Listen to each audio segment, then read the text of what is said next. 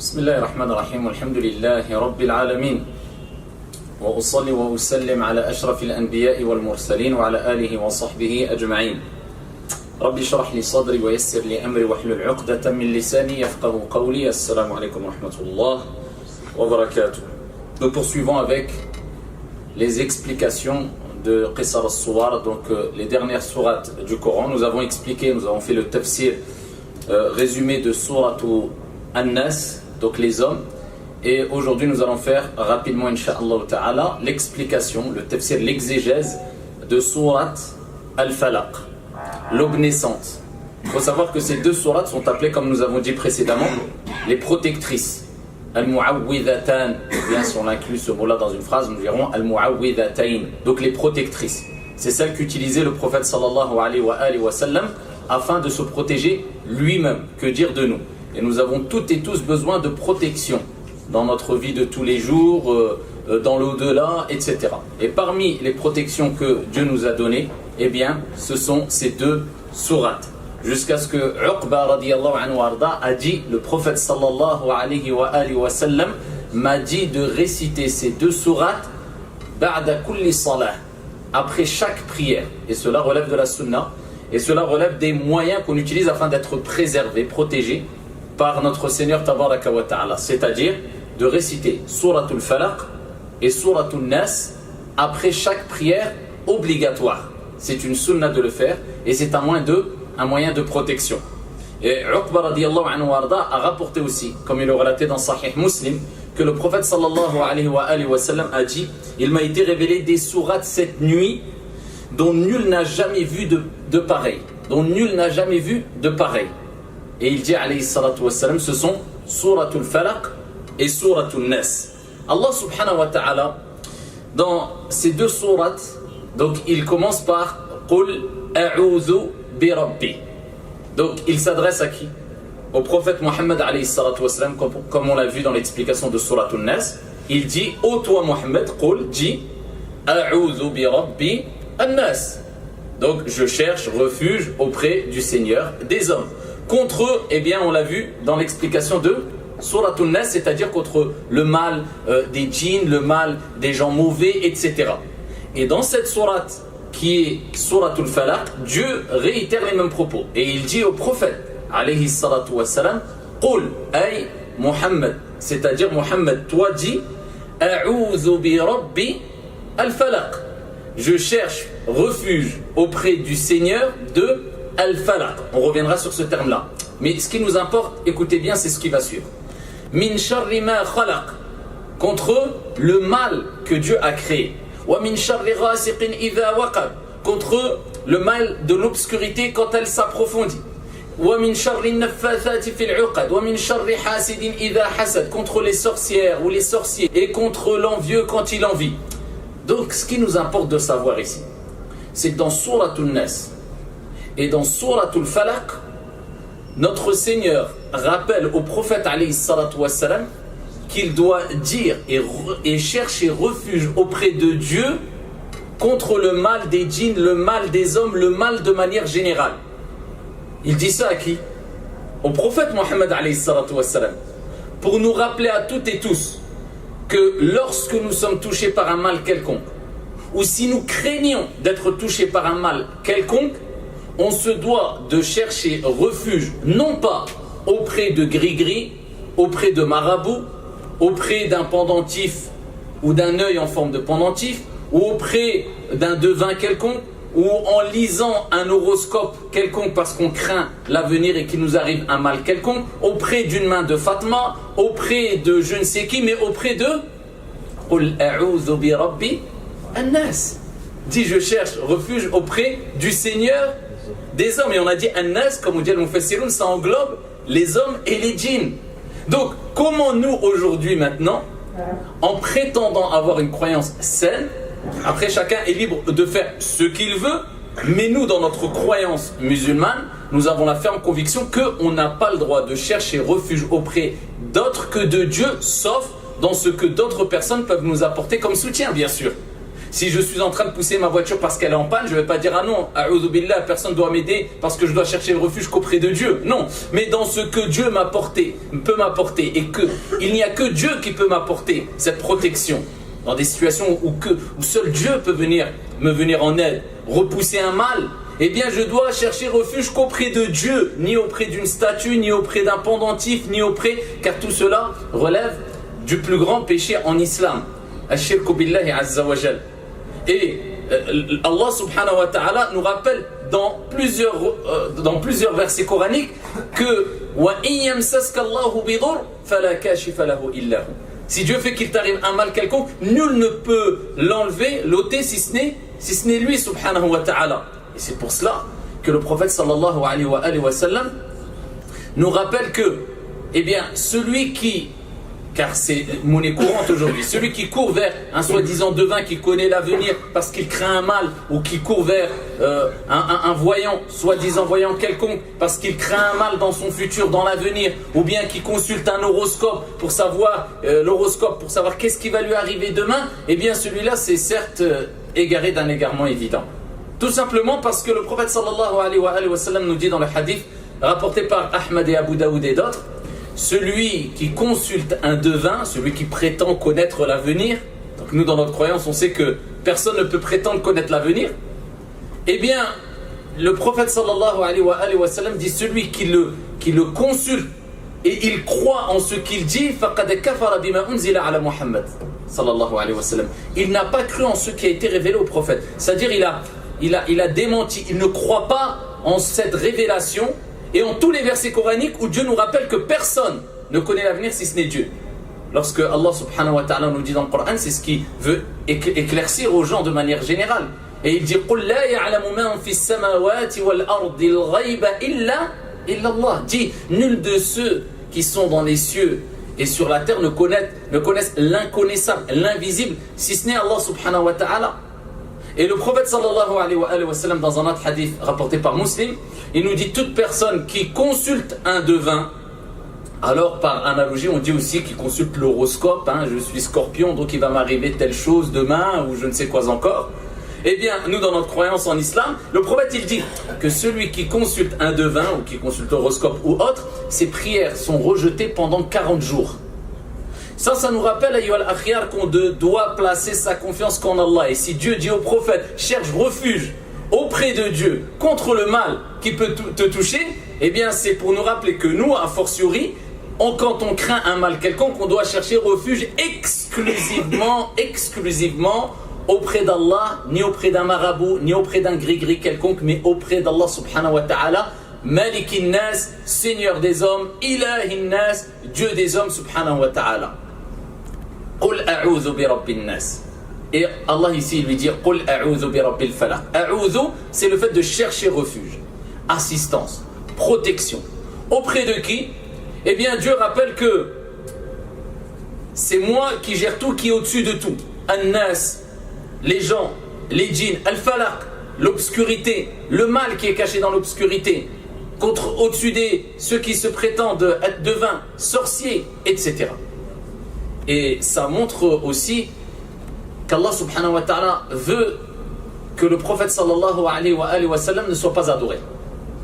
Parce qu'il dit au prophète, Qul, donc c'est pour pousser le prophète alayhi salatu wa sallam à affirmer une chose clairement devant les gens afin de leur rappeler, je ne suis pas Dieu et je ne détiens pas les clés de l'inconnaissable et je ne suis pas au-dessus de tout.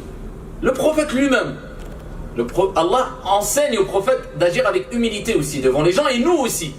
Tu peux avoir la qualité que tu veux et rappelle-toi que devant Dieu tu es tout petit. C'est le prophète, Khayrul Anbiya'i war Rusul, meilleur des prophètes et des envoyés. Avec cela, Allah il dit, dis devant les gens, A'udhu bi rabbi al-falaq, A'udhu bi rabbi an-nas. Je cherche refuge auprès de Dieu, des hommes, des djinns, le Seigneur, de l'aube naissante, ila akhiri. Pour nous rappeler que le prophète n'est pas au-dessus de tout, mais qu'il est aussi sous la protection divine et qu'il a besoin lui-même de la protection divine. C'est pour ça que les meilleurs termes à utiliser afin de désigner le prophète sallallahu alayhi wa sallam, c'est Abduhu wa rasuluh. Abduhu wa rasuluh. Pourquoi Abduhu wa rasuluh? Quand on dit Mohammed, les meilleurs termes à utiliser, c'est de dire Mohammed Abduhu wa rasuluh. Parce que quand on dit Abduhu, on reconnaît que le prophète c'est un serviteur d'Allah. Il est soumis à Dieu. Wa rasuluh, on rééquilibre la balance, attention, mais c'est un messager de Dieu. Plus que cela, khayrul anbiya'i war rusul, le meilleur des prophètes et des envoyés. Et ça nous donne un équilibre. On n'adore pas le prophète, mais c'est la personne qu'on chérit et qu'on aime le plus au monde. Alayhi salatu wassalam, car c'est la personne qui a sacrifié le plus pour nous toutes et tous, pas pour une ou deux personnes, une ou deux familles, une ou deux régions, mais pour l'ensemble, pour les milliards de musulmans, plus que cela, les milliards d'êtres humains. Et certes, nous t'avons envoyé qu'en tant que miséricorde pour l'ensemble des mondes. Et c'est pour ça qu'Allah Jalla wa Ala dit dans le Coran, quand il s'adresse aux compagnons, il dit وَمَا مُحَمَّدٌ إِلَّا رَسُولٌ.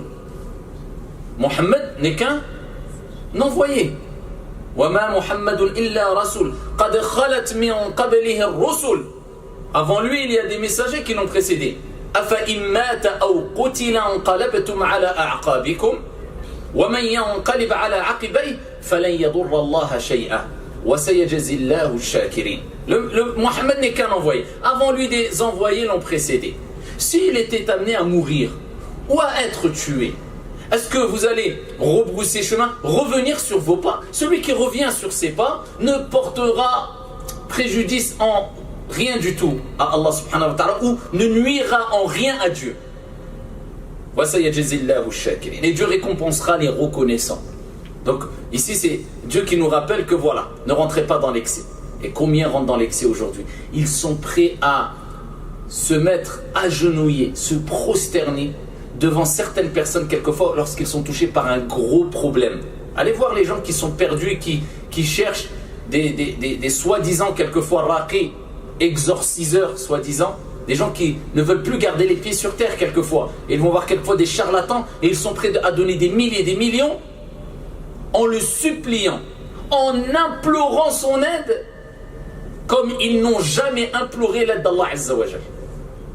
En pleurant devant lui, en espérant de lui comme ils n'ont jamais pleuré devant Allah et jamais espéré d'Allah subhanahu wa ta'ala. Manque de confiance en Allah. Si tu réagissais simplement comme tu réagis vis-à-vis de lui, vis-à-vis d'Allah Azza wa Jal, Wallahi, ton problème aurait disparu bihawlillah.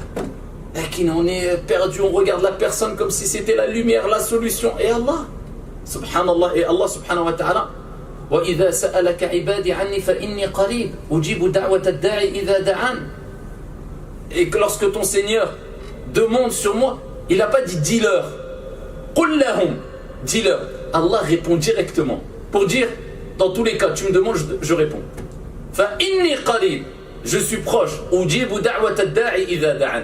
Je réponds à celui qui me demande, au demandeur lorsqu'il me demande. Mais c'est une question de tawakkul, de yaqin. Et pour te rappeler que peu importe ce qui te touche à travers ces versets coraniques, Dieu te rappelle, peu importe, n'oublie jamais que tout ce qui arrive, tout le mal, tout le bien est tahta mashi'atillah, sous la volonté d'Allah Azza wa Jal. Il n'y a rien qui est au-dessus, ça ne monte pas. C'est que des causes, c'est que des illusions quelquefois, c'est que des choses qui t'impressionnent, qui te font peur, mais au-dessus. Qul a'udhu bi rabbil falaq min sharri ma khalaq. Contre le mal de ce qu'il a créé. Qui a créé le mal? Min sharri ma khalaq. C'est Allah subhanahu wa ta'ala. Parce que Dieu a créé tout, le bien et le mal. Dieu a créé tout, le bien et le mal. Et Dieu te guide vers le bien, te donne les éléments pour être guidé vers le bien. Et il a créé le mal à titre d'épreuve et de tentation. Si tu tombes dans le mal, c'est toi qui as provoqué le mal et tu as mérité cela. Mais Allah subhanahu wa ta'ala, il guide de par sa miséricorde et il égare de par sa justice. C'est-à-dire si quelqu'un est tenté vers le mal, c'est selon la justice de Dieu, c'est-à-dire qu'il a provoqué ce mal, c'est lui qui a mérité d'être dirigé vers ce mal-là. Et si quelqu'un est dirigé vers le bien et fait le bien, ça ne vient pas de lui complètement. Lui c'est qu'une cause, mais c'est une miséricorde d'Allah subhanahu wa ta'ala.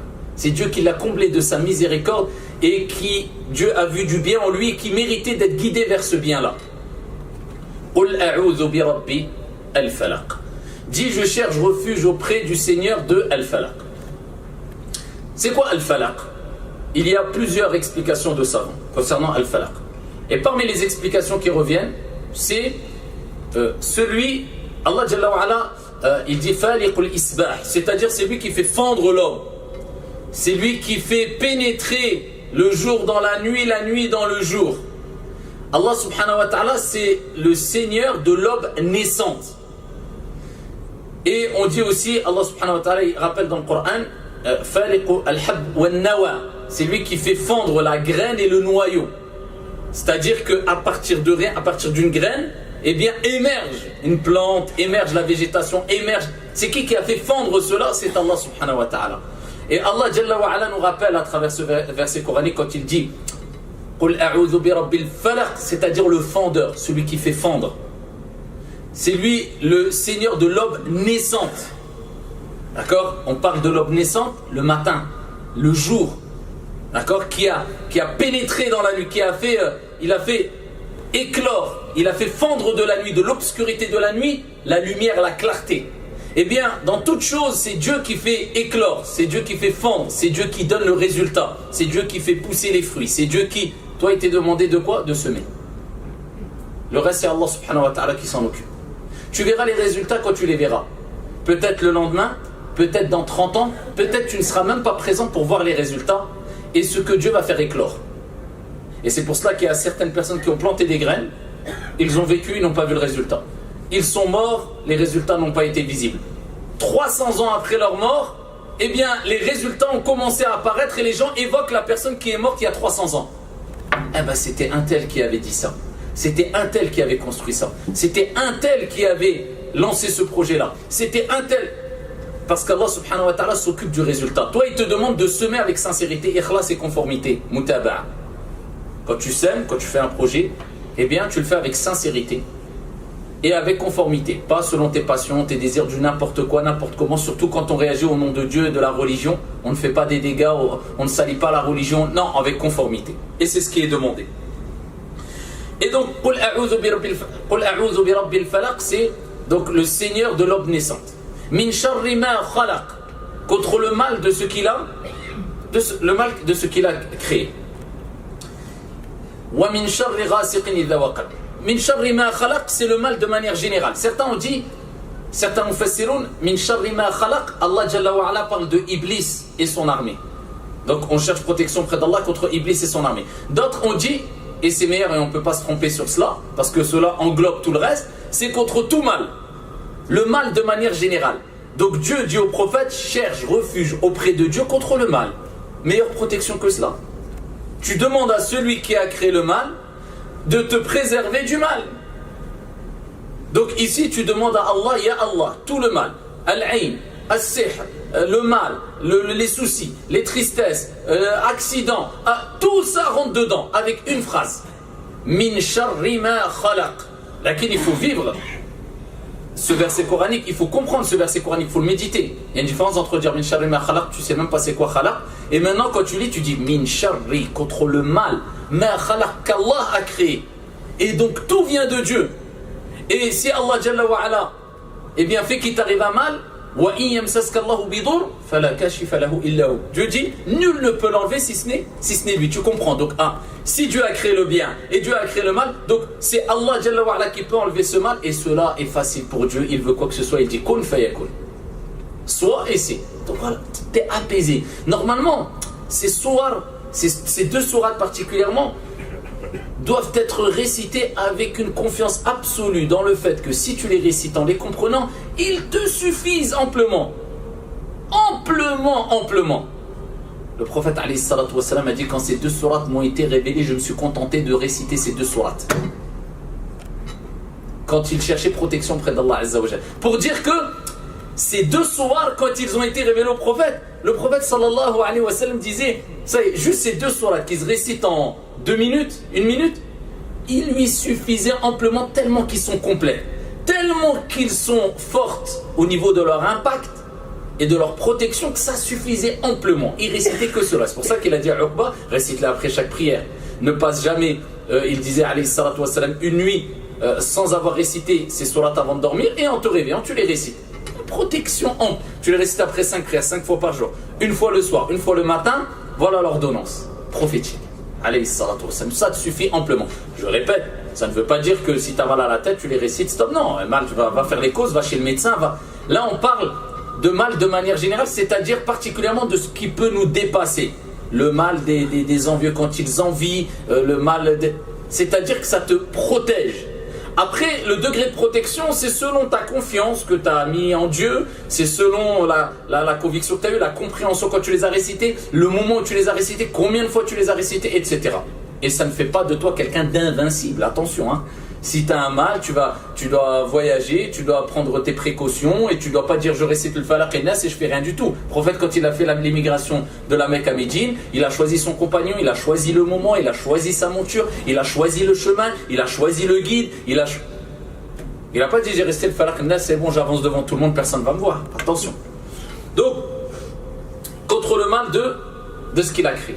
Et entre dans ce mal-là, plus que cela. Parmi les choses les plus néfastes qu'il y a et qui rentrent dans le terme min sharri ma khalaq, contre le mal de ce qu'il a créé, c'est quoi? C'est quoi? C'est qui? Encore shaitan. On va dire encore shaitan. C'est qui? C'est quoi? C'est le nafs. C'est l'âme. C'est pour ça que le prophète il récitait dans Khutbatul Haja. Vous savez c'est quoi Khutbatul Haja? C'est l'introduction que faisait le prophète sallallahu alayhi wa sallam lorsqu'il donnait une exhortation, lorsqu'il donnait un sermon. Il disait Innal hamdalillahi nahmaduhu wa nasta'inuhu wa nastahdi wa na'udhu billahi min shururi anfusina wa min sayyiati a'malina. Vous entendez souvent des imams dire cela. Dans Khutbatul Haja, qu'est-ce qu'il disait à chaque fois? Wa na'udhu billahi min shururi anfusina. Et on cherche protection auprès de Dieu contre le mal de ce que produisent ou apportent nos âmes. Vous avez vu? Donc, ici, il faut savoir qu'un des plus grands ennemis qu'on a, c'est notre âme. C'est pour ça, comme je vous ai dit hier, le prophète, ou avant-hier, le prophète alayhi salam dit Al-Mujahidu man jahada nafsa. Le combattant, c'est celui qui combat son âme. D'accord, contre toutes les instigations mauvaises que va lui influencer le mal. L'âme va te pousser à faire du mal, à insulter, à tricher, à voler. Et l'âme vit avec toi, est avec toi. Et elle ne meurt pas, l'âme. Kullu nafsin dha'iqatu al-maut.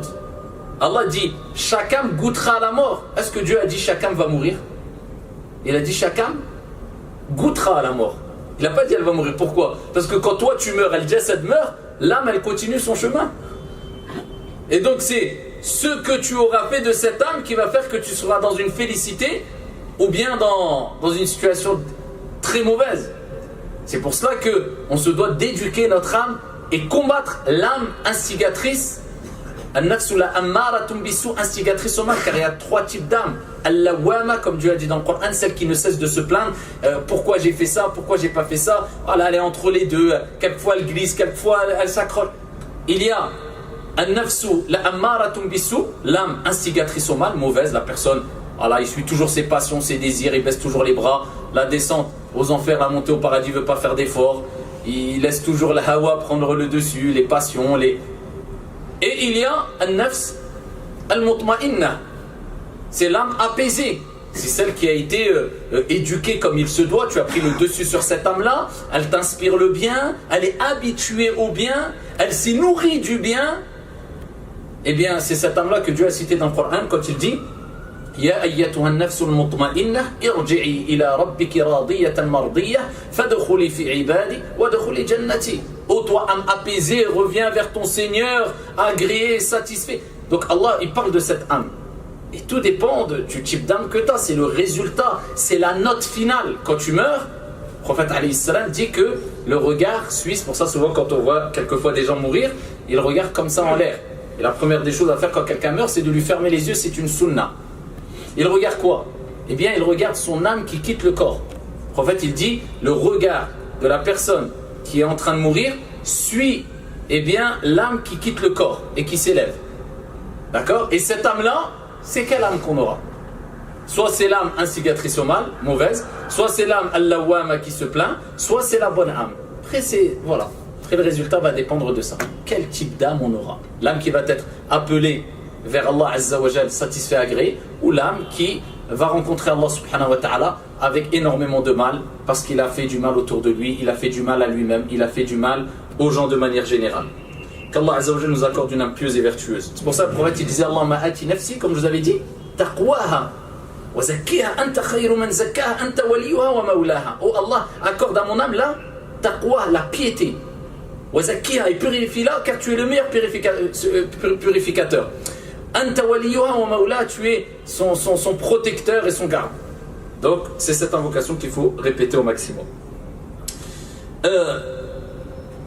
Alors, le prophète sallallahu alayhi wa sallam, il a été ensorcelé. Et c'est, comme il est relaté dans Sahih al-Bukhari, la cause de la descente de ce verset coranique, de ces versets coraniques des deux sourates, Surat al-Nas et Surat al-Falaq. Les savants disent, est-ce que c'est une sourate Makkiya ou bien Madaniya? Makkiya qui est révélée à la Mecque, ou Madaniya qui a été révélée à Médine, et certains disent le Makkiya, c'est celle qui est descendue avant le Hijra, et al-Madaniya après le Hijra. Ceux qui disent Madaniya, c'est une sourate, des sourates médinoises. Eh bien, qu'est-ce qu'ils disent? Ils disent que le prophète sallallahu alayhi wa sallam oubliait. C'est le prophète Nabi Rasoul. Alors certains, vous savez qu'il y a deux excès. Aujourd'hui, on a le premier excès, c'est les gens qui vivent que avec tout ce qui concerne le surnaturel, la fin du monde. Il a oublié qu'il va très peu de chances qu'il vive la fin du monde, mais c'est sûr qu'il va vivre sa propre fin. Parle que de sa fin du monde, Yajouj, Majouj, Mahdi, les choses, que ça. Il ne garde pas les pieds sur terre. Et il y en a qui refusent carrément. Non, on n'en parle pas de la fin, ça n'existera jamais, ça c'est des superstitions. Voilà, deux excès. Pareil pour tout ce qui concerne la sorcellerie. Il y a certains dans la sorcellerie, ils essayent de détourner tout, trouver des interprétations ambiguës en fait. Quand Dieu parle de sihr, c'est pas une sorcellerie comme on entend, c'est quelque chose, c'est une sorte d'illusion, mais ce n'est pas... C'est sihr. Allah il a parlé dans le Coran, il a maintes fois وَمَا كَفَرَ سُلَيْمَانَ وَلَكِنَّ الشَّيَاطِينَ كَفَرُوا يُعَلِّمُونَ النَّاسَ السِّحْرَ. Le prophète sallallahu alayhi wa sallam dans Sahih al-Bukhari, il a été ensorcelé. Mais il y a un autre excès qui parle que de sorcellerie. Et qu'il a mal à la tête, comme je dis précédemment, il va voir un raqi, quelqu'un, un exorciseur, va voir le médecin du coin. Prends des Doliprane, mon frère. Ou alors, si tu veux faire ruqya, récite Surat al-Fatiha et prends un Doliprane avec. Voilà, il ne garde plus les pieds sur terre. Tout le temps des djinns, de la possession, de la sorcellerie. Il est déconnecté de la planète Terre. Et il ne comprend pas que, certes, il y a un impact psychologique après sur sa maladie. Vous savez, le malade imaginaire. Vous savez qu'il y a des gens, tu lui donnes un bonbon Haribo ou je ne sais quoi, là. C'est quoi les petits bonbons qui ressemblent aux médicaments là? Les placebos, là, j'en sais rien. Les bonbons, tu lui dis, tiens, il est efficace contre les maux de ventre ou les migraines. Ça, c'est incroyable, c'est prouvé. Psychologiquement, 50% de chances qu'il guérisse. Vous savez, ça c'est prouvé. Le mental, c'est une source de guérison ou de maladie. C'est pour ça qu'il y a des gens qui sont atteints d'un cancer, et ce qui leur a permis de guérir, la plus grande cause qui a fait qu'ils ont réussi à surmonter ce cancer, à vaincre ce cancer, c'est le mental. C'est le fort mental qu'ils avaient, c'est le psychologique fort qu'ils avaient, c'est de ne pas baisser les bras, de rester optimiste, ça joue énormément, on ne se rend même pas compte. Alors imaginez-vous, les gens ils parlent que de sorcellerie de jour et de nuit, que de ça. Ils regardent des vidéos sur la possession, l'autre il fait ruqya, l'autre il crie, l'autre il saute, l'autre il... Comme si les crises d'épilepsie n'ont jamais existé, comme si les dépressions n'ont jamais existé, comme si, c'est normal, tout d'un coup il est chez lui, j'ai des bouffées de chaleur, quand je dis Allahu Akbar, subhanallah, quelque chose vient, mais il vit dans ce monde, miskin. C'est normal, il voit que ça, il parle que de ça toute la journée. Comment tu ne veux pas psychologiquement voir des choses, des illusions, des hallucinations devant toi, il entend un bruit, chez lui en bas, il y a quelque chose, Subhanallah, donc il faudrait que le monde s'arrête presque pour qu'ils disent qu'il n'y a rien de paranormal ou qu'il y a... Et ça, c'est une maladie qui a touché énormément de gens, c'est un deuxième excès. Donc, gardez toujours la voie du juste milieu. sans exagération d'un côté ni de l'autre. D'accord? Mais la sorcellerie existe.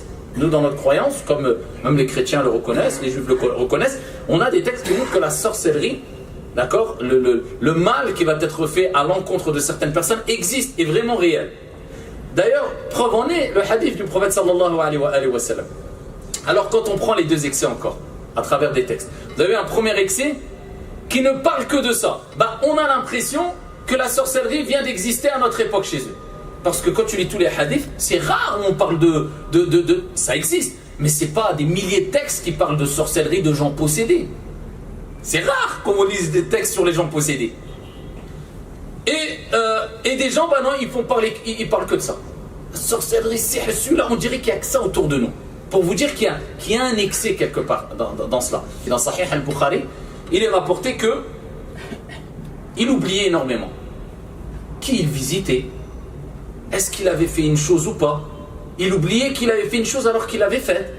Vous imaginez le prophète sallallahu alayhi wa sallam. Et c'est quelque chose de très dérangeant pour un prophète et un envoyé qui transmet la révélation. Et bien sûr, il a été préservé dans la transmission de la révélation, bien sûr. Eh bien, un jour, il a dormi. Et sont apparus deux anges.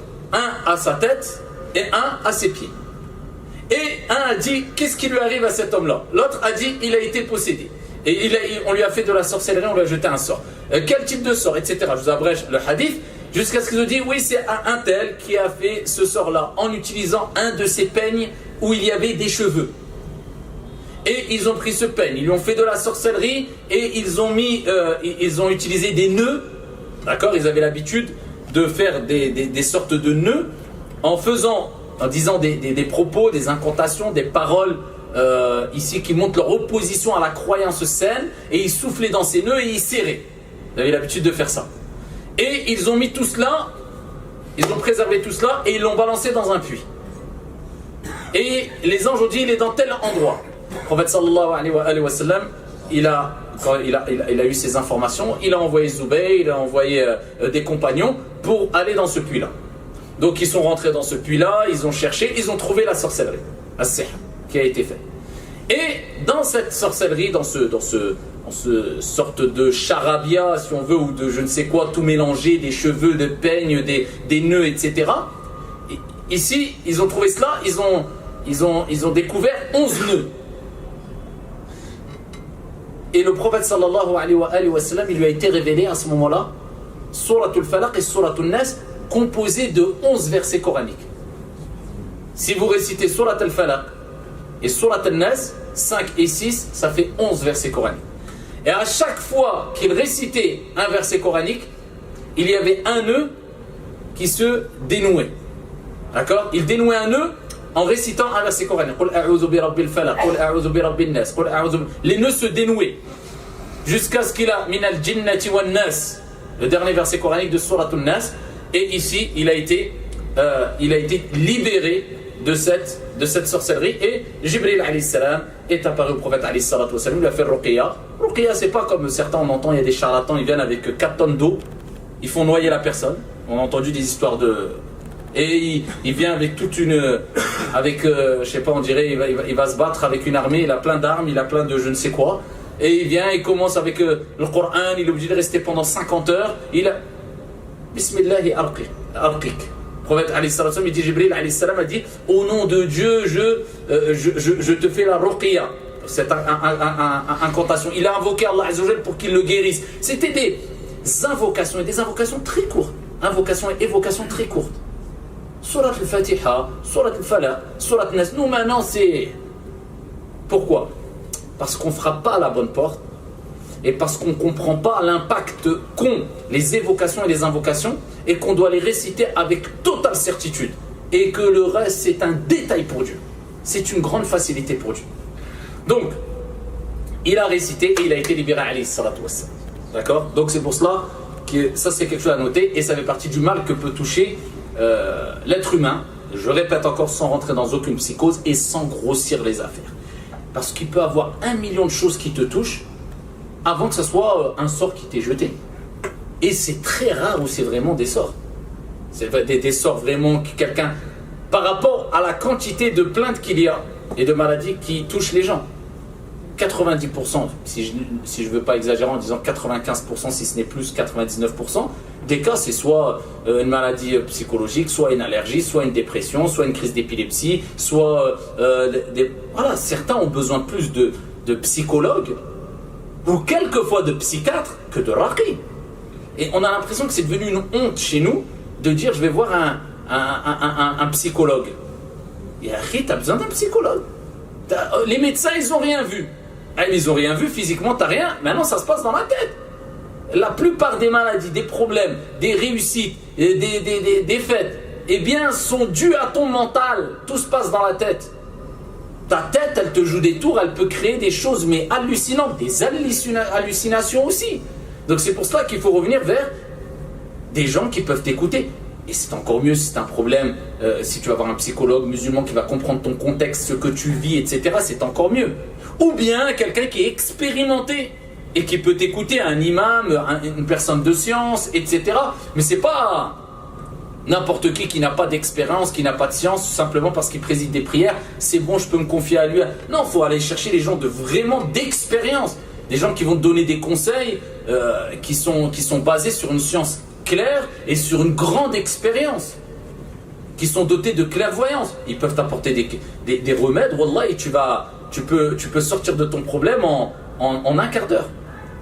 Donc, ça, il faut le prendre en considération. قُلْ أَعُوذُ بِرَبِّ الْفَلَقِ مِنْ شَرِّ مَا خَلَقَ وَمِنْ شَرِّ غَاسِقٍ إِذَا وَقَبَ. Tu cherches protection auprès de Dieu contre quoi? غَاسِقٍ إِذَا وَقَبَ. La nuit, lorsqu'elle s'intensifie, elle s'approfondit. Vous savez, le Maghreb rentre et petit à petit après le Maghreb, on s'approche de quoi? وَمِنْ شَرِّ غَاسِقٍ إِذَا وَقَبَ. Ici de la nuit, l'obscurité, lorsqu'elle s'approfondit. D'accord? Elle s'intensifie jusqu'à ce que ça devienne noir. Et là, on est dans la nuit.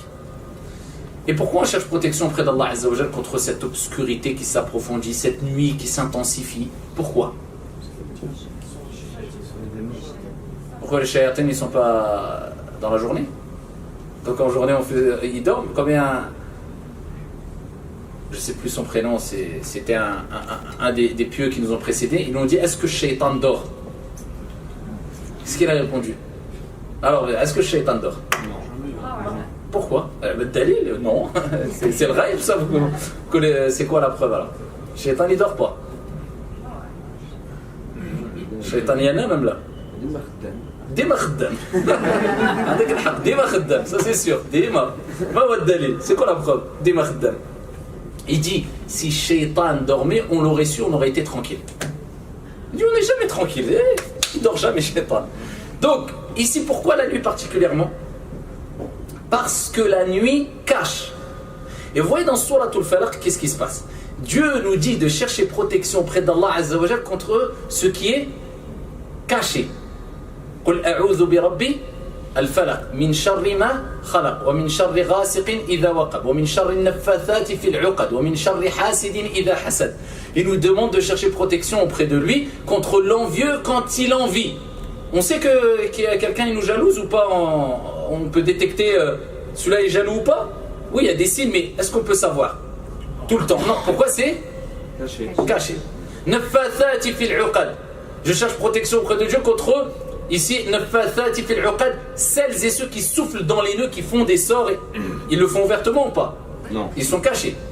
D'accord? Cachés. Contre le mal qu'il a créé. Le mal, il est ouvert ou il est quelquefois caché? Le mal peut être ouvert, mais il est aussi caché. Donc ce qui est caché nous dépasse. Donc vous voyez qu'ici, Allah subhanahu wa ta'ala nous demande de chercher protection auprès de lui contre ceux qui nous échappent. Mais lui, rien ne lui échappe. Mais il y a des choses qui nous échappent. Et donc ça montre notre impuissance. Et qu'on est dépendant de la protection divine. Donc on dit, ya Allah, ceux qui nous échappent ou pas, on a besoin de toi. Mais particulièrement sur ceux qui nous échappent, ce qui nous est caché. On ne le voit pas. Et quand c'est caché, tu ne sais pas le mal d'où il peut venir. Le mal peut venir n'importe où quand tu es dans une pièce. D'accord, tu sais qu'il y a des obstacles qui peuvent te porter préjudice, qui peuvent te blesser. C'est pareil que quand la lumière est allumée, que quand elle est éteinte. L'obscurité, eh bien c'est sûr et certain que le mal est beaucoup plus caché. Voilà pourquoi, en général, le mal se produit, se répand beaucoup plus la nuit que le jour. C'est pour cela que la nuit, on est envahi par une peur plus intense que le jour, que ce soit les enfants ou les adultes. Tu mets une personne dans une forêt la journée tout seul, est-ce qu'il aura le même sentiment que s'il est dans la forêt à 3 h du matin, tout seul, la nuit? Personne, sauf quelqu'un va dire, oui, moi je sais, on les connaît, mais bon, au pied du mur, on sait ce qui se passe. Ici, on sait très bien que Dieu nous a créés avec ce sentiment naturel de peur. Et Dieu a fait que l'être humain a beaucoup plus peur la nuit que le jour. Il y a des paramètres qui font qu'on a beaucoup plus peur la nuit que le jour qui nous échappent. Et entre autres, le fait que l'intensité maléfique est beaucoup plus présente la nuit que le jour. Et c'est pour cela que ce qui relève de la sunna prophétique et des recommandations divines, c'est que la nuit, pour le croyant, est un moment où on est chez soi. On se met à l'abri chez soi et on est soit en train de dormir, soit en train de se reposer, soit en train d'adorer Dieu. Et c'est pour ça qu'Allah Jalla wa Ala nous rappelle que la nuit, elle a été mise en place comme sakana, subata, etc. C'est un moment de sécurité, un moment de sérénité, un moment où Allah Azza wa Jalla a fait que c'est une protection pour nous la nuit quand on est chez soi, mais pas quand on inverse les balances et qu'on vit la nuit et on dort le jour. Je ne parle pas des exceptions, ceux qui travaillent, etc., mais je parle de manière générale. Et on sait très bien que le mal qui se produit la nuit, il est beaucoup plus intense que le mal qui se produit la journée. Et les gens attendent beaucoup, que ce soit n'importe qui, les voleurs, que ce soit les truands, que ce soit les gens qui font du mal, que ce soit les gens qui désobéissent à Allah subhanahu wa ta'ala, ils attendent quand? La journée ou la nuit? En général, c'est la nuit. D'accord? C'est pour cela qu'il faut avoir cette éducation, qui est que on reste programmé comme Dieu a voulu qu'on soit programmé. La journée, le moment d'activité. D'accord? Et la nuit, moment de repos. Et éduquer même les jeunes, les adolescents surtout, à ce rythme-là. Oui, je peux aller en soirée. Oh, soirée. Soirée, oui, dans ta chambre. Passe une bonne soirée et une bonne nuit. D'accord? Pour l'éduquer, pour le rappeler, qu'est-ce que tu vas faire à 3 heures? Même quelqu'un qui n'est pas de confession musulmane. Vous croyez qu'il est tranquille de laisser son enfant de 14 ans, 15 ans, sortir à 3 h du matin, la nuit? Tout le monde dit non, j'ai pas confiance, j'ai peur qu'il t'arrive cela. Pourquoi il dit ça et pourtant la journée il le laisse sortir normalement, ça ne le porte pas. Il n'a pas ce souci de savoir que son fils est à tel endroit la journée. Parce que la nuit il se passe ce qui ne se passe pas dans la journée. Et plus l'obscurité s'intensifie et plus le mal se répand. C'est pour ça que le prophète alayhi salatu wassalam, Dieu lui a ordonné de dire wa min sharri ghasiqin idha waqab. Quand le mal, eh bien, quand le mal aussi, on peut le comprendre, l'obscurité s'intensifie. Wa min sharri ghasiqin idha waqab. Wa min sharri naffathati fil 'uqad. Wa min sharri naffathati fil 'uqad. Contre le mal de celles et ceux qui soufflent dans les nœuds. Comme je vous ai dit, c'était un moyen qu'ils utilisaient pour jeter des sorts, etc. Souffle. Donc Allah subhanahu wa ta'ala, on en a parlé précédemment, il a demandé au prophète de chercher protection contre cela. C'est tout. Et là maintenant, comme je disais précédemment, oui je vais prendre ça, ou ce gris-gris va me... Non, Dieu te dit juste de le dire. Avec ta langue, en reconnaissant avec le cœur, et en le prouvant à travers les actions, je reconnais que c'est Dieu qui préserve contre le mal de ces sorciers et sorcières qui auprès d'Allah Azza wa Jal n'ont aucune puissance, aucune truc, aucune... Ils ne valent rien auprès de Dieu. C'est rien, c'est un détail ces gens-là. Il faut minimiser la chose. Nous on dit, oh là là, le super pouvoir qu'il a. Wallahi que c'est que du zwaq. Il n'y a rien de... Oui, bien sûr qu'ils peuvent provoquer du mal. Mais c'est insignifiant si tu places ta confiance en Dieu. Et en plus de ça, les dégâts de ces gens-là sont conséquents. Moi, je me rappelle personnellement, il y a plusieurs années de cela, il y a maintenant peut-être 19 ans, 20 ans, on va dire, je n'étais pas encore investi religieusement, et j'étais parti par ignorance voir une personne.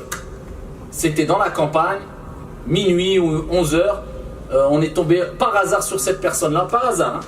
On est monté au haut d'une montagne, on est parti voir cette personne-là, comme ils disaient le fqih, comme ils appellent quelquefois le fqih. Alors ça ne veut pas dire qu'il n'y a pas des fqih qui sont dignes de confiance, mais souvent on les appelle tout le monde, on met tout le monde dans le mot fqih.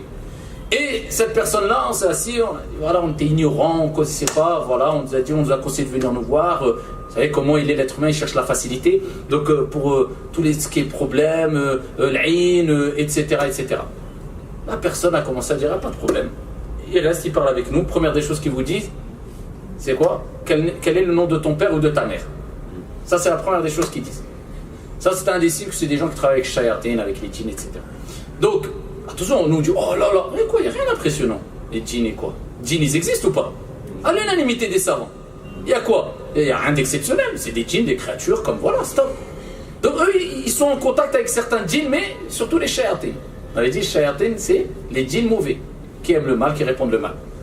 Et donc, cette personne-là, tout de suite, je ne le connaissais ni d'Adam ni d'Ève. Alors, il m'a sorti, déballé quasiment toute ma vie. Il m'a dit, tel jour, il y avait personne qui était avec toi, et des choses que seulement moi connaissais. Et moi, je l'ai vécu. On ne peut pas dire, oui, c'est déçu. Je l'ai vécu. Il me dit, tel jour, tu as fait ça, et tu as dit ça, et tel jour, il t'est arrivé ça, comment ça se fait, et tel jour, j'étais choqué, moi. Moi, je ne connaissais pas du tout, je n'étais pas investi dans la religion, je ne connaissais pas le... Donc, quand il m'a dit ça, je dis, c'est bon, bah, s'il me dit ça, le reste, c'est khlas. S'il me dit donne-moi 2000 € maintenant, je lui donne. Elle continue. Et pourtant, il continue à parler, mais me dire que des choses qui sont arrivées. Pourquoi? Parce que les djinns peuvent savoir ce qui s'est passé dans votre vie. Est-ce que c'est ça connaître l'invisible? Ils connaissent le futur ou pas? Non, Dieu dit. Le prophète alayhi salatu wassalam l'a rappelé. Ils connaissent pourquoi. Il va se renseigner sur des djinns qui étaient présents et qui t'ont suivi. Entre eux, ils communiquent très rapidement et ils te disent un tel a vécu ça, etc. Mais après, toi, quand tu entends ça, tu te dis, bah c'est bon, tout ce qu'il va me dire, c'est vrai. Mais le futur, ils ne connaissent rien.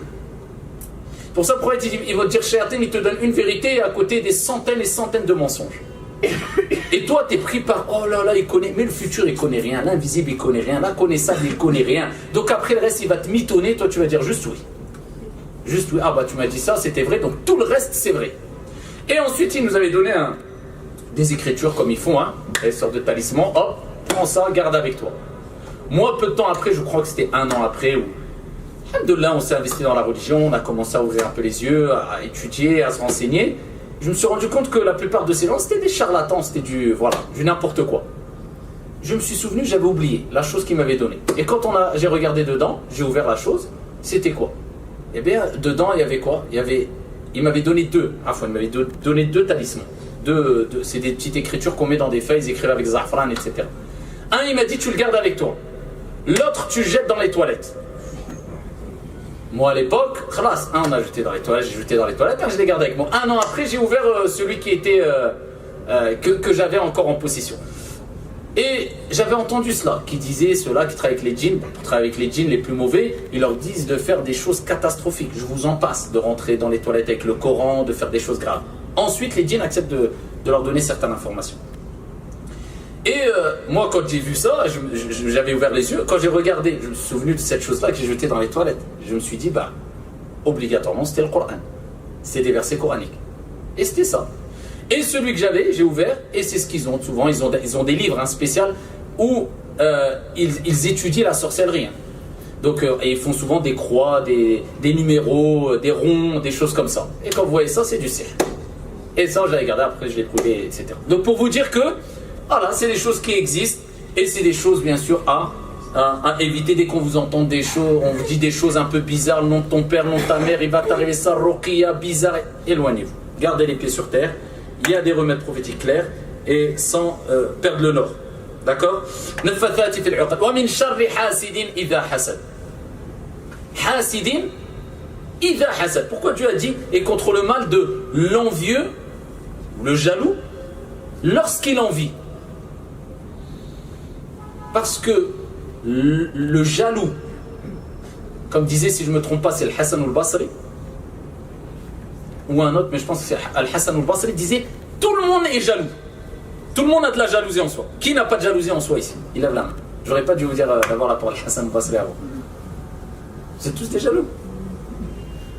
Tout le monde a de la jalousie en soi. C'est pas bien, c'est naturel. Mais il dit, c'est quoi le mal? Il est où le mal? C'est quand le hasad que tu vas l'exprimer en faisant du mal à la personne que tu envies. Là, c'est grave. Pour ça, Allah il dit, wa min sharri hasidin, il s'est arrêté là. Wa min sharri hasidin idha hasad. C'est là où c'est grave. Donc, il y a 2 types de jaloux.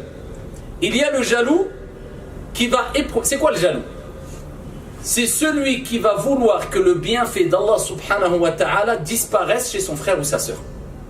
Allah Jalla wa ala a donné un bienfait à ton frère ou ta sœur. L'argent, la beauté, la science, une voiture, une femme vertueuse, un homme vertueux, peu importe. Et toi tu vas dire, j'aimerais bien que ça disparaisse, qu'il ne le garde pas. J'aimerais bien qu'il perde son argent. J'aimerais bien qu'il perde sa voiture. Ça c'est grave. Ça c'est le hasad. D'accord? Ça c'est celui qui aimerait bien que ce mal-là disparaisse. Ok? Et celui qui est jaloux et donc il y a cette jalousie-là, il aimerait bien que le mal disparaisse et qui met tout en œuvre pour, ça c'est le plus grave. Ça c'est le degré le plus haut. La première catégorie, c'est celui qui a cette jalousie-là, il aimerait que ce bienfait disparaisse, mais il ne met pas de choses en œuvre pour que ça disparaisse. D'accord? Il le garde intérieurement en lui, il aimerait bien que ça disparaisse, mais il le garde intérieurement. Ça c'est grave. Et il y a le troisième degré, c'est ce qu'on appelle al-ribta. C'est ce on peut avoir nous et qui est quelque chose de bon.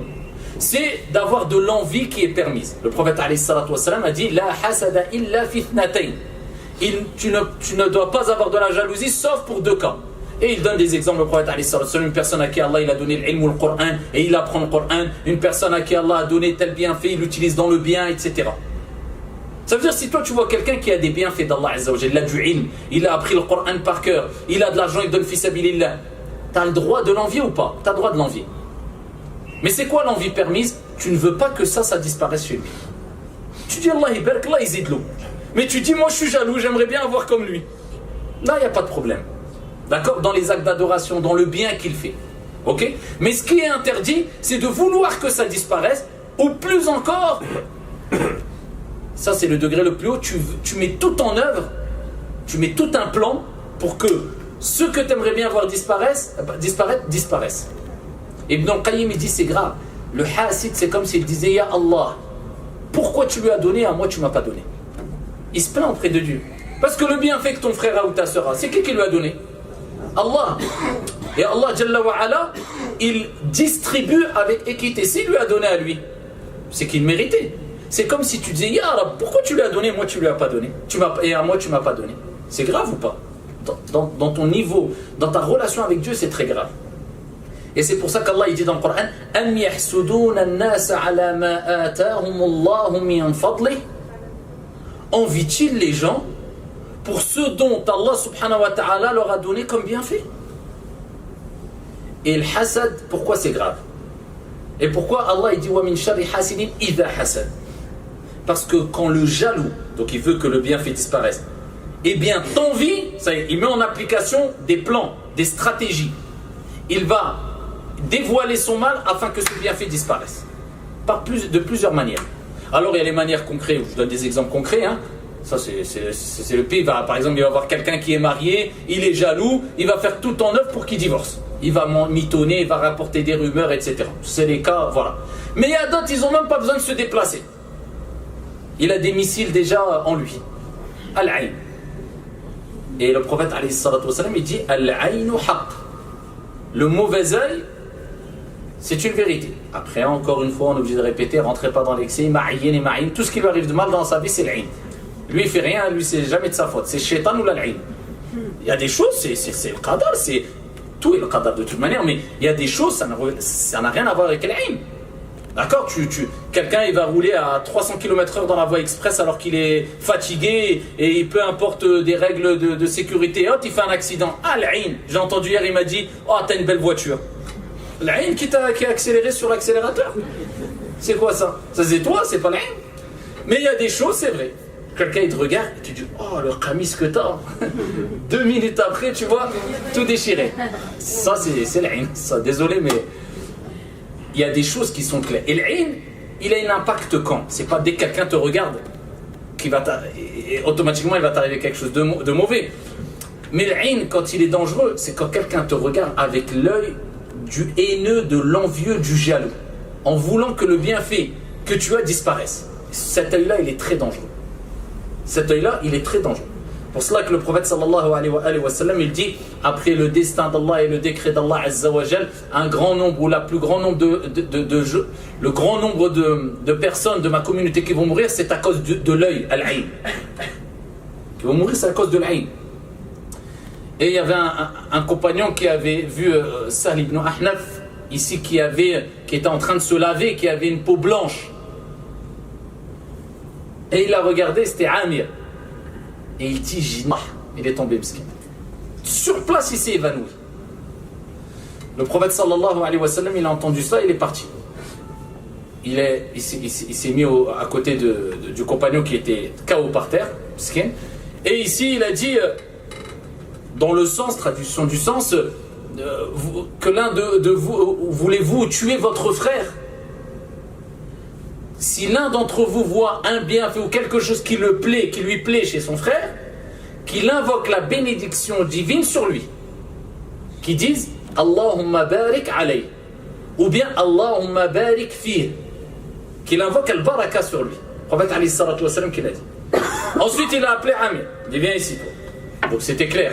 Le coupable, il était connu. Il lui a dit, fais l'odo.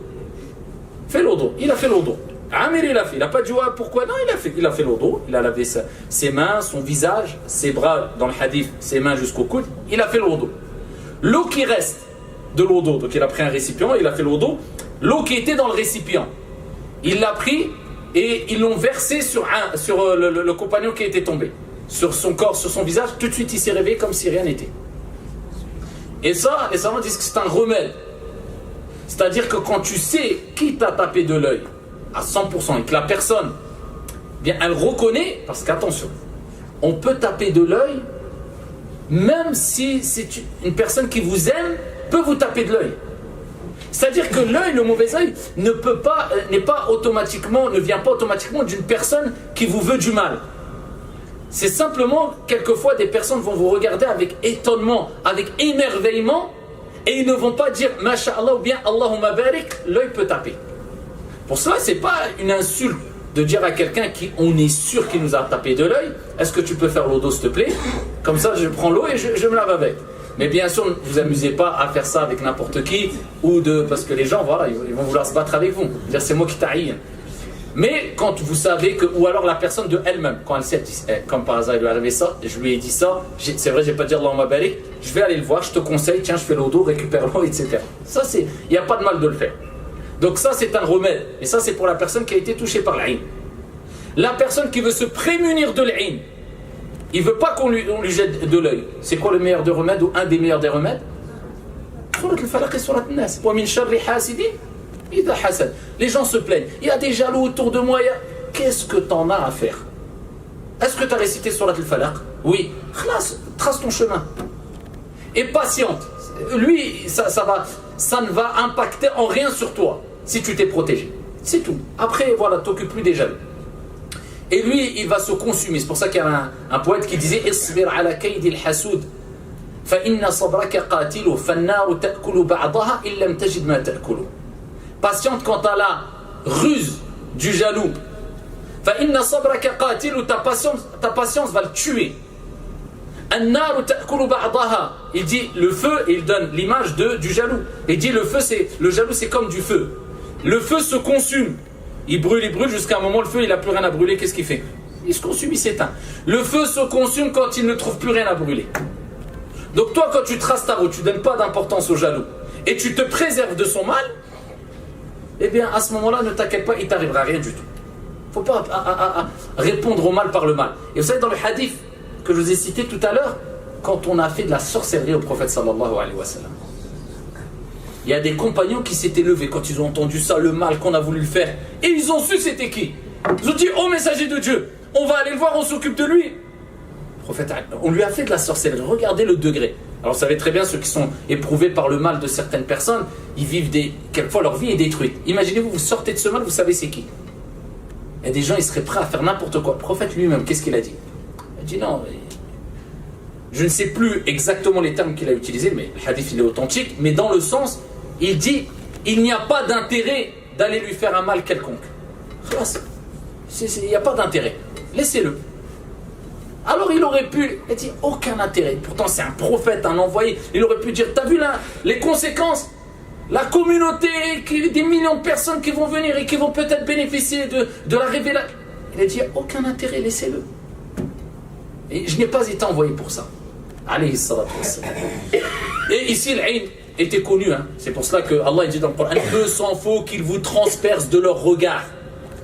Et là, il parlait de gens qui n'étaient même pas musulmans. C'est pour ça que les savants ont dit que même quelqu'un qui n'est pas musulman, confession musulmane, elle peut te frapper avec le mauvais œil. Elle te regarde avec envie, émerveillement, etc.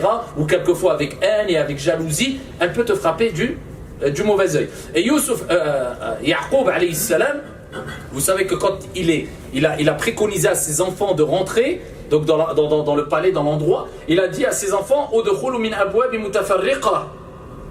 Rentrer par des portes différentes.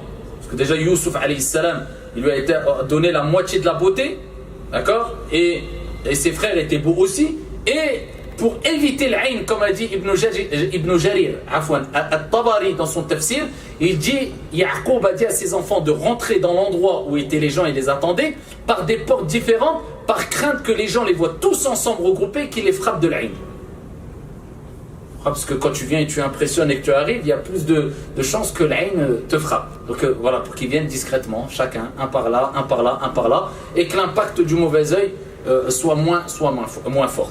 Donc le prophète sallallahu alayhi wa sallam, il a cherché protection auprès d'Allah subhanahu wa ta'ala contre tout ce mal-là et tout le mal que peut toucher l'être humain à travers ces deux sourates qui ont été révélées, alayhi afdalus salatu wa askat taslim, et il nous a préconisé de les réciter après chaque prière et avant de dormir et en se réveillant, et cela nous suffit amplement pour être protégé contre tous ces mal occultes, tous les mauvais œils ou la méchanceté des gens. Et le reste, ne te préoccupe plus de ruqiyya, sihr, pas sihr, sorcellerie, garde les pieds sur terre et avance. Préoccupe-toi de ce qui est plus important et ce qui va être constructif pour ta vie d'ici-bas et ton au-delà. Wallahu a'lam, walhamdulillahi rabbil alamin.